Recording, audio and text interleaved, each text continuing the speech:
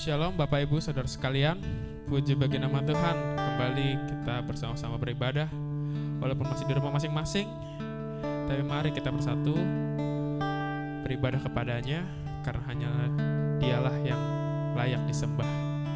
Mari kita angkat pujian tak terbatas.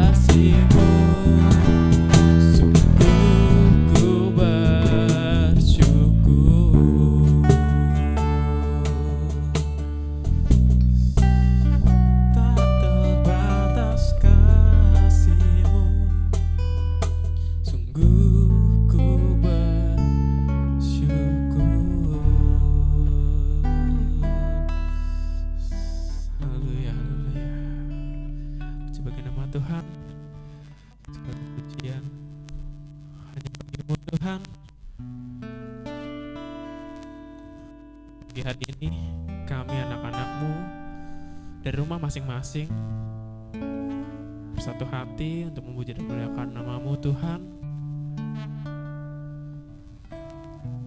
Terima kasih Tuhan Yesus. Kalau boleh kami masih dapat beribadah kepada-Mu Tuhan. Itu semua karena berkat kasih-Mu. Itu semua karena berkat anugerah-Mu Tuhan. Biar kiranya lawatan-Mu atas kami Tuhan, baik Kamu. Walaupun kami beribadah di rumah kami masing-masing, pribadi lepas pribadi, biar kiranya Tuhan yang lawat kami Tuhan. Kami serahkan ibadah ini selanjutnya ke dalam tangan-Mu Tuhan. Dalam nama kuasa-Mu kami berdoa dan mengucap syukur. Haleluya. Amin. Puji bagi nama Tuhan. Kita angkat pujian. Mari masuk gerbangnya.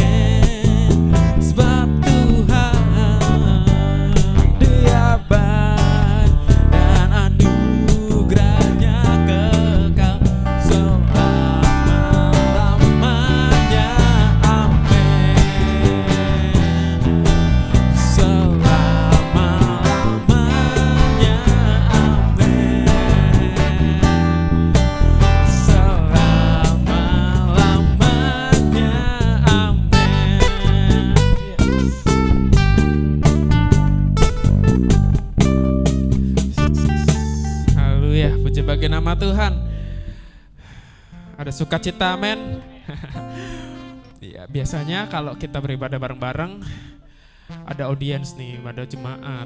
Ketika saya tanya, ada sukacita? Pasti pada jawab amin. Tapi puji bagi nama Tuhan, saya yakin dan percaya walaupun kita beribadah di rumah masing-masing, tapi sukacita Tuhan turun atas kita semua.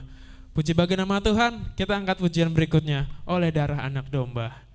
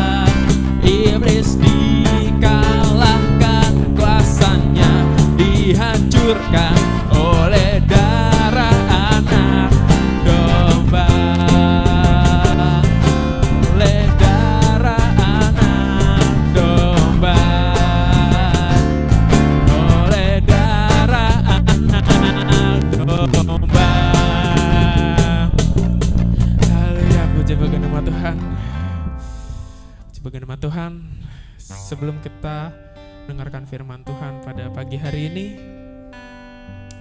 mari saya undang Bapak, Ibu, dan Saudara untuk masuk ke hadirat Tuhan lebih dalam lagi, menyembah. Kita angkat pujian sampai akhir hidupku.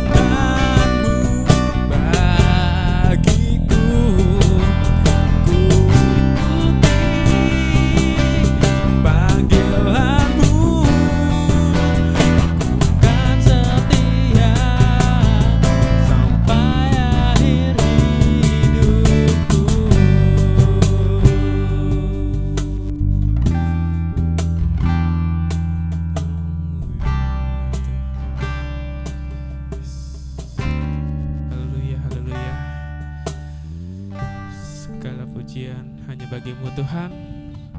Terima kasih Tuhan atas penyertaan-Mu. Tiba saatnya kami untuk mendengarkan firman-Mu Tuhan. Kiranya Tuhan memberkati setiap kami, anak-anak-Mu Tuhan. Berkati juga hamba-Mu yang akan menyampaikan firman-Mu. Biar kiranya Tuhan yang pimpin, Tuhan yang urapi, supaya setiap perkataan yang keluar dari mulutnya hanyalah daripada-Mu Tuhan. Dan memberkati setiap kami yang mendengarkan firman-Mu.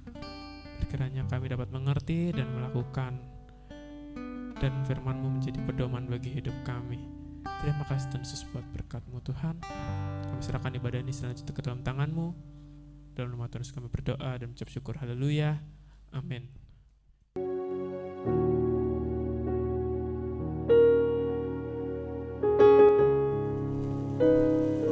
Shalom, selamat pagi saudara sekalian kekasih Tuhan. Kembali kita berkumpul bersama-sama dengan keluarga, dan kita akan kembali sambil berkumpul dengan keluarga, sambil menikmati kehadiran Tuhan. Dan kehadiran Tuhan itu akan membuat hidup ini ada sukacita. Kehadiran Tuhan akan membuat hidup ini ada damai.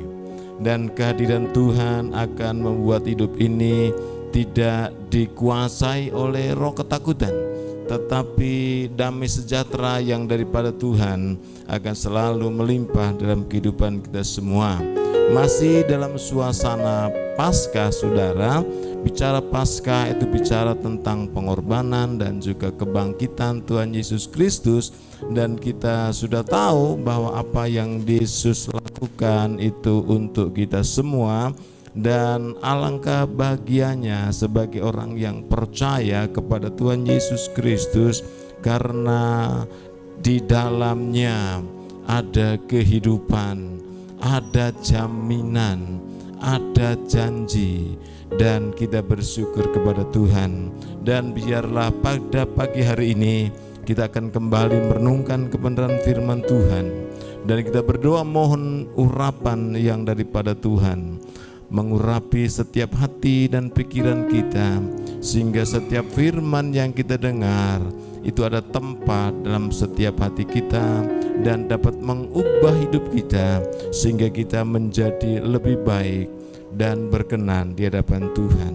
Kita akan berdoa. Bapa, di dalam nama Yesus, terima kasih pada pagi hari ini kembali kami ada untuk mengisi hidup ini dengan firman Tuhan.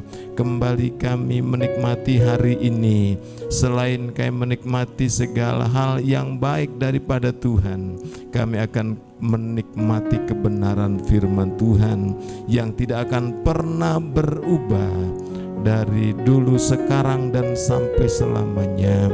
Kami membuka hati dan kami minta Roh Kudus akan tolong kami, sehingga kami memahami, dan Roh Kudus memberikan kemampuan kepada kami, sehingga kami dapat menghidupi hidup ini dengan firman Tuhan, melakukan firman Tuhan. Dalam nama Tuhan Yesus Kristus kami berdoa dan kami mengucap syukur buat apa yang Tuhan sediakan buat kami hari ini. Haleluya, amin. Saudara-saudara sekalian, bacaan kita pada pagi ini ada di dalam kitab Matius pasalnya yang ke-28. Kalau kita baca mulai ayat yang pertama sampai ayat yang ke-10, di sana berbicara tentang kebangkitan Tuhan Yesus Kristus. Kebangkitan Tuhan Yesus Kristus. Haleluya. Kita semua yang sudah percaya, kita bersyukur karena waktu Yesus mau lahir, malaikat Allah datang kepada Maria memberitahu, datang kepada Yusuf memberitahu. Dan waktu Yesus mau naik ke surga, malaikat Tuhan juga datang memberitahu kepada orang-orang yang bersama-sama dengan Tuhan Yesus pada waktu itu. Dan waktu Tuhan Yesus bangkit juga malaikat Tuhan datang kepada para perempuan yang pada waktu itu pagi-pagi mereka sudah datang ke kubur dan berjumpa dengan malaikat Dan Alkitab mengatakan katakan bahwa dengan hadirnya malaikat, batu penutup kubur terguling. Batu penutup kubur tidak berkuasa untuk menahan Yesus ada di dalam kubur. Saudara-saudara sekalian yang dikasihi Tuhan Yesus Kristus, ayat yang ke-6 yang akan kita baca pada hari ini, dan sebenarnya kita baca dari ayat 1 sampai ayat yang ke-10, tapi saya akan kutip ayat yang ke-6 saja. Alkitab mengatakan demikian, ia tidak ada di sini sebab ia telah bangkit sama seperti yang telah dikatakannya. Mari lihatlah tempat ia berbaring. Alkitab mengatakan bahwa ia tidak ada di sini. Yesus tidak ada di dalam kubur. Dia sudah bangkit. Saudara-saudara sekalian yang dikasihi Tuhan Yesus Kristus, kita punya Allah yang luar biasa. Maut tidak bertahan, kuasa iblis tidak bisa bertahan. Itu sebabnya dijanjikan kepada setiap anak yang percaya, setiap orang yang percaya kepada Tuhan, kita diberikan kemenangan, kemenangan dan kemenangan. Kita tidak perlu cemas menghadapi apapun yang sedang terjadi, karena yang namanya maut sudah dikalahkan. Tinggal kita menikmati kemenangan itu sendiri. Saudara-saudara sekalian yang dikasihi oleh Tuhan Yesus Kristus, kebangkitan Yesus membuktikan bahwa Dia adalah anak Allah. Saudara-saudara sekalian, kebangkitan Tuhan Yesus Kristus membuktikan bahwa Dia adalah anak Allah. Kalau saudara membaca di dalam Yohanes pasal 10 ayat yang ke-17, Bapa mengasihi aku, oleh karena aku memberikan nyawaku. Perhatikan baik-baik, Bapa mengasihi aku, oleh karena aku memberikan nyawaku. Saudara-saudara sekalian, Tuhan Yesus mati memberikan nyawanya untuk manusia. Bapa mengasihi aku, yang mengandung arti di sana bahwa Yesus yang walaupun orang dunia mengatakan dia manusia biasa, sama seperti kita, ya dia manusia, tetapi dia adalah anak Allah. Alkitab yang mengatakan itu, Bapa mengasihi aku, oleh karena aku memberikan nyawaku. Kebangkitan Tuhan Yesus Kristus, saudara-saudara sekalian, membuktikan bahwa Dia adalah anak Allah. Luar biasa. Kita menjadi orang yang harus berbangga. Kita menjadi anak-anaknya yang harus hidup di dalam kehidupan yang mempermuliakan namanya. Dia adalah anak Allah.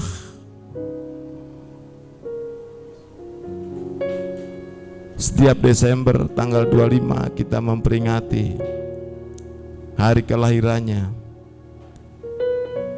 Dan dia lahir bukan karena hawa nafsu manusia, bukan karena keinginan seorang laki-laki, tetapi karena Roh Kudus yang masuk di dalam kandungan daripada Maria. Roh Kudus yang masuk di dalam kandungan Maria. Manusia Yesus Kristus lahir. Dan Yohanes pasal yang 10 tadi katakan bahwa Bapa mengasihi aku. Itu Tuhan Yesus yang bilang, Bapa mengasihi aku karena aku memberikan nyawaku. Saudara-saudara yang dikasihi Tuhan, sekali lagi kita harus berbangga, kita bersyukur, hidup dengan berdamai, hidup untuk mempermuliakan namanya, karena kita adalah anak-anaknya, orang-orang pilihannya,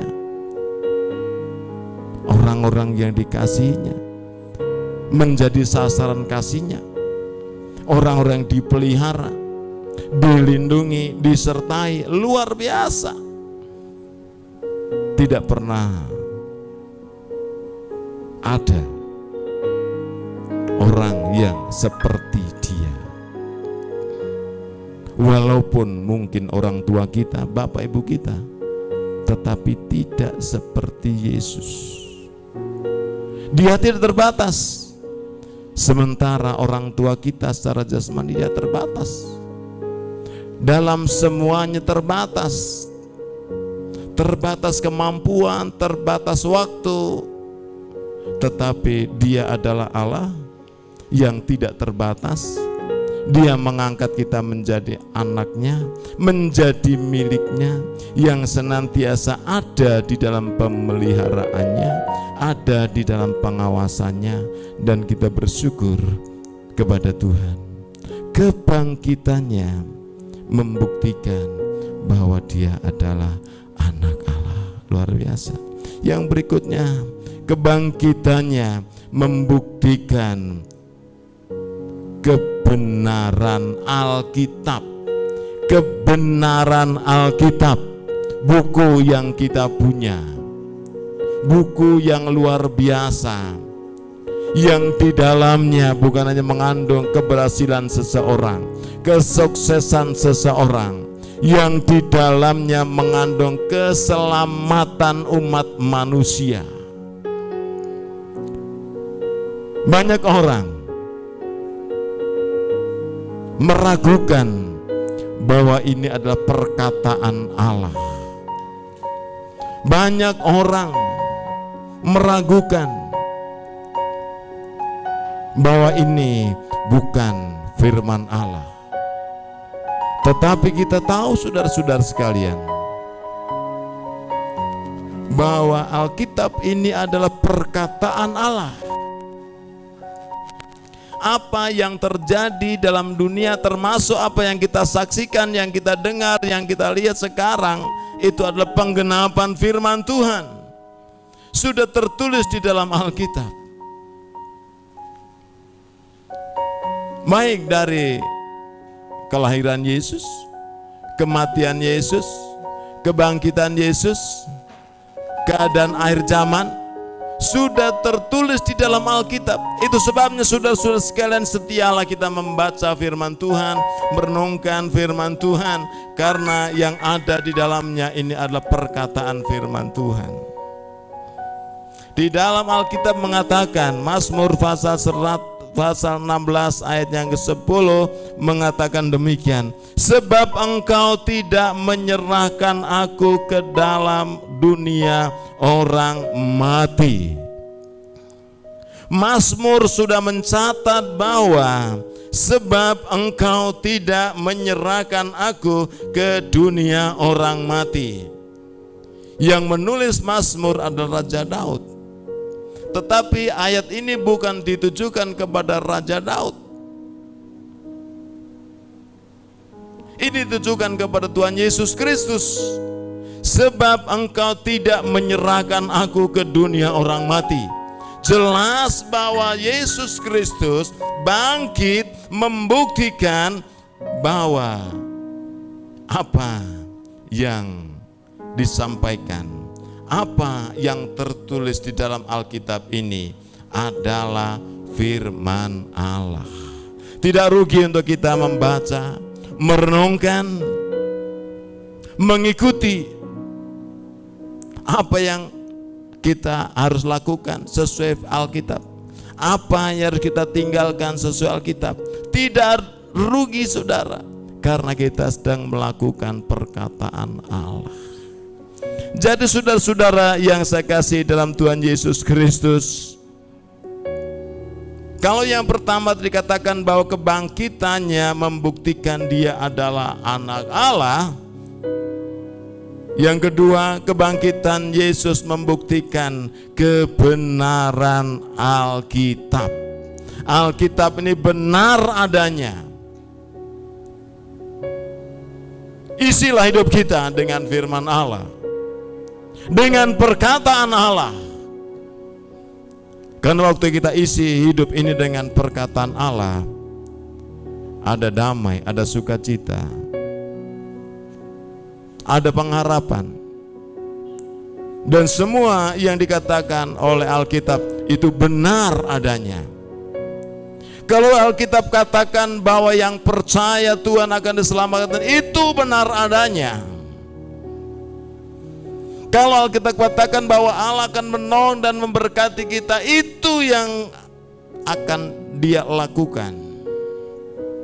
Sebab saudara-saudara sekalian, percayalah, tidak akan pernah rugi waktu kita membaca dan merenungkan firman Tuhan. Selanjutnya saudara-saudara sekalian, kebangkitannya memastikan penghakiman bagi dunia. Saudara-saudara, kita sedang menantikan kedatangannya. Dia akan datang ke dalam dunia, menjemput setiap orang percaya, dan kita akan mendapatkan mahkota kehidupan. Kita akan memerintah bersama-sama dengan Dia.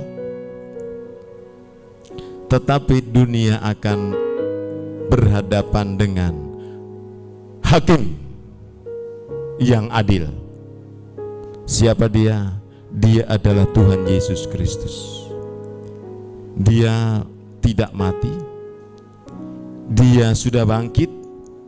Kebangkitannya membuktikan dan memastikan akan ada penghakiman atas dunia. Saudara-saudara sekalian, Kisah Para Rasul pasal yang ke-17 ayat 31, Alkitab mengatakan, Ia dengan adil akan menghakimi dunia. Ia dengan adil akan menghakimi dunia.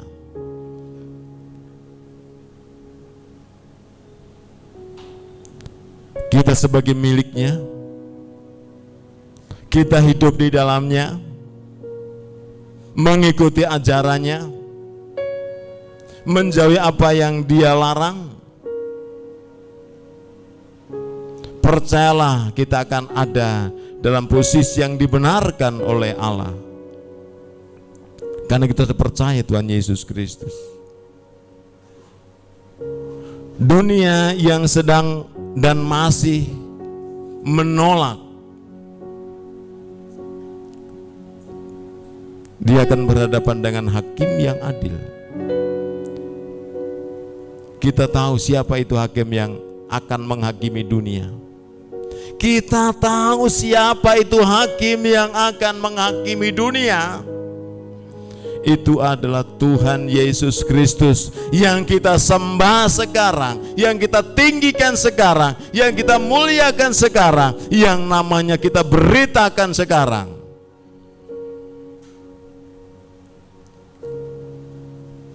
Dunia mungkin tahu akan ada penghakiman, tapi banyak orang tidak tahu siapa akan menjadi hakim yang adil. Alkitab sudah membuktikan Yesus bangkit dan itu akan menjadi hakim yang adil. Luar biasa. Saya bangga menjadi anak-anaknya. Kita harus bangga menjadi anak-anaknya.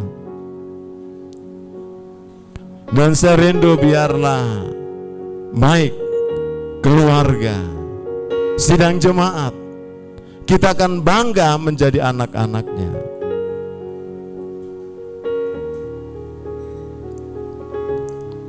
Dunia akan menghadapi penghakiman. Alkitab sudah banyak bercerita, akan ada kambing di sebelah kiri, domba di sebelah kanan. Kepada yang di sebelah kiri akan katakan enyala. Saudara-saudara sekalian, jangan kita pesimis menjadi anak-anak Tuhan, menjadi orang yang percaya. tetapi semangatlah, optimis bahwa apa yang dia katakan itu akan terjadi. Akan ada penghakiman, itu akan terjadi. Kita akan ditempatkan kepada posisi sebelah kanan. Hai hambaku yang setia. Saudara-saudara sekalian yang dikasihi Tuhan Yesus Kristus,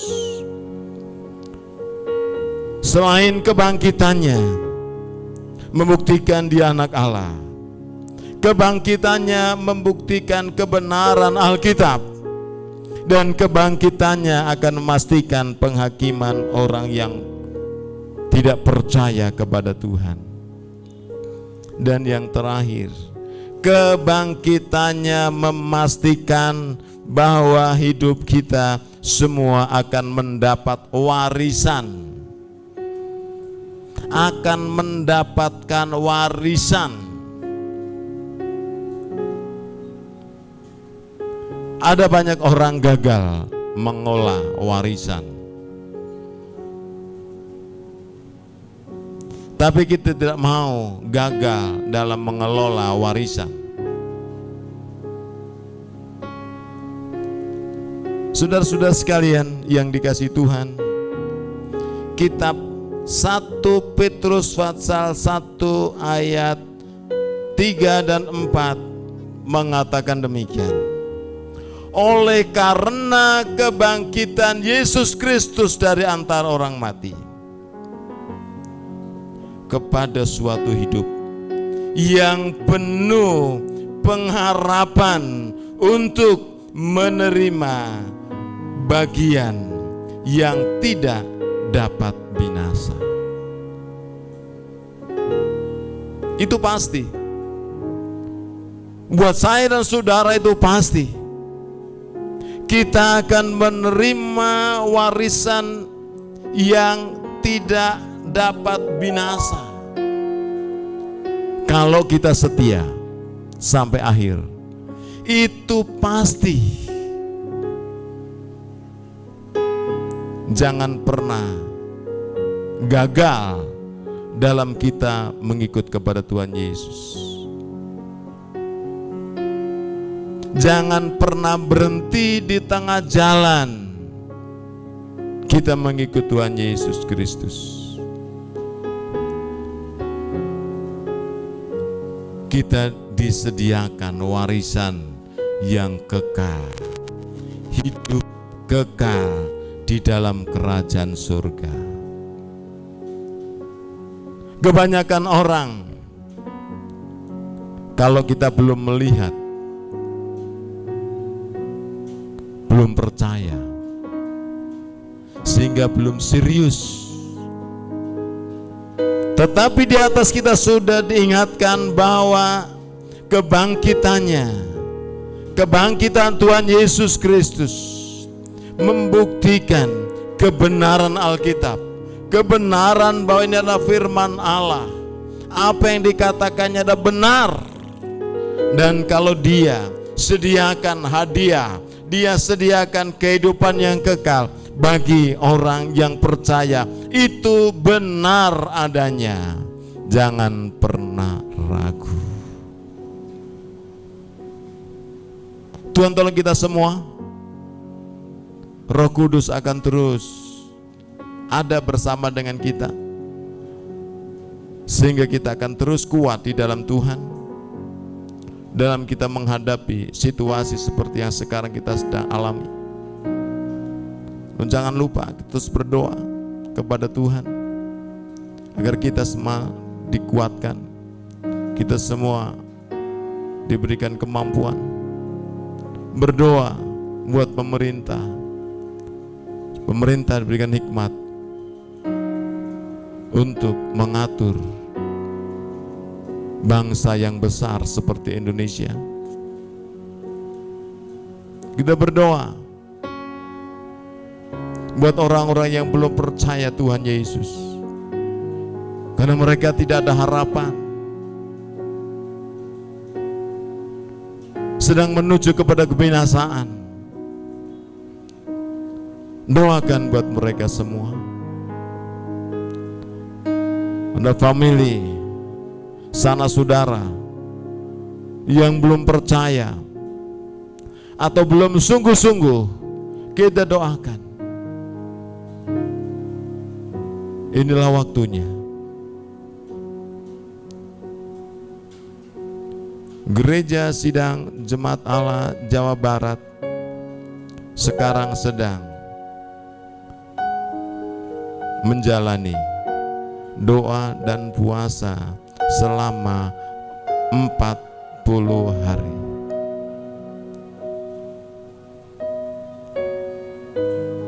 Gereja Sidang Jemaat Allah nasional, bukan hanya Jawa Barat, nasional sedang menjalani doa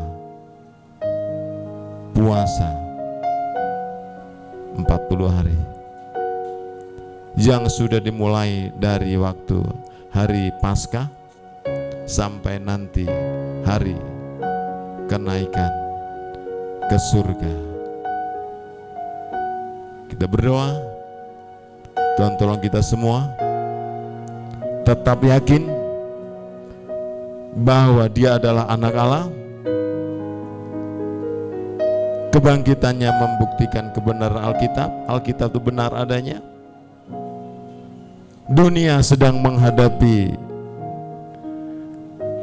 penghakiman, sementara orang yang percaya kepada Tuhan Yesus Kristus sedang menantikan mahkota kehidupan. Bersyukurlah kepada Dia. Bersyukurlah kepada Dia. Bapa, di dalam nama Yesus, Engkau bangkit. Terima kasih. Roh Kudus sudah tolong kami sehingga kami bisa percaya, mempercayakan hidup ini kepada Tuhan Yesus. Ketika kami masih berdosa, Engkau rela mati di atas kayu salib. Terlebih sekarang setelah kami diselamatkan, karena kami percaya kepada Tuhan. Tuhan pasti menolong, memberkati kita semuanya menghadapi situasi yang ada sekarang. Mampukan kami tidak berjalan sendiri. Bersama dengan Tuhan kami akan bisa. Berkati seluruh yang jemaat Tuhan dimanapun, sementara mereka bersama-sama dalam ibadah keluarga, menikmati kehadiran Tuhan. Tuhan memberkati pergumulan apapun.